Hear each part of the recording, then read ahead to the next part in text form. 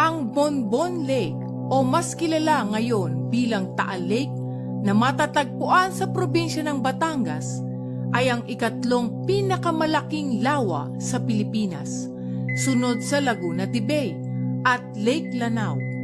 Ang lawa ng Taal ay diniklara bilang National Park noong July 22, 1967. Maraming mga turista ang dumarayo sa lugar na ito at ang mga lupa na malapit dito ay ibinebenta ng may kamahalan, lalo na yung may magandang view ng Taal Lake. Sa kabila ng natatanging kagandahan ng lugar na ito, bakit sinasabing misteryoso ang Taal Lake?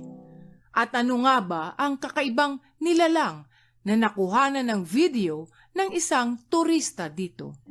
Noong 1754 ay naitala ang pinakamalakas na pagsabog ng Bulkang Taal. Sa lakas nga ng pagsabog nito ay nagbago ang landscape ng bayan na nakapaligid dito at ang hugis ng bulkan. Tumaas din ang sea level at lumubog ang mga katabing bayan ng bulkan. Magmula nang sumabog ito noong 1754 ay tumaas ang surface elevation nito mula sa sea level ng 5 meters o 16 feet. Ang lawa ng Taal ay dating parte ng Balayan, Batangas. Ngunit dahil sa halos sunod-sunod na pagputok nito noong 1800s, nagsara ang ugnayan ng lawa at ng dagat at ito ay naging isang maliit na anyong tubig na lamang. Nang dahil sa mahabang panahon ng pag-ulan at sa pagkaputol ng koneksyon nito sa dagat, ang dating maalat na tubig nito ay naging tubig tabang na.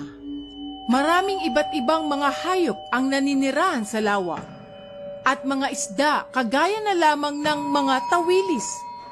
Ang natatanging sardinas na nabubuhay sa tubig tabang sa buong mundo.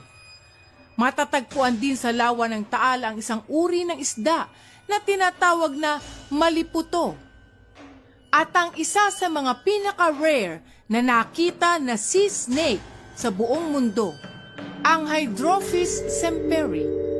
Ang lawa ng Taal ay dating naging tahanan rin ng mga bull shark, ngunit ang mga ito ay inubos at pinatay ng mga lokal noong 1930s. Bukod sa magandang tanawin, naging usap-usapan rin ang lugar dahil umano sa isang misteryosong pangyayari dito na nai-record sa video ng isang bakasyonista.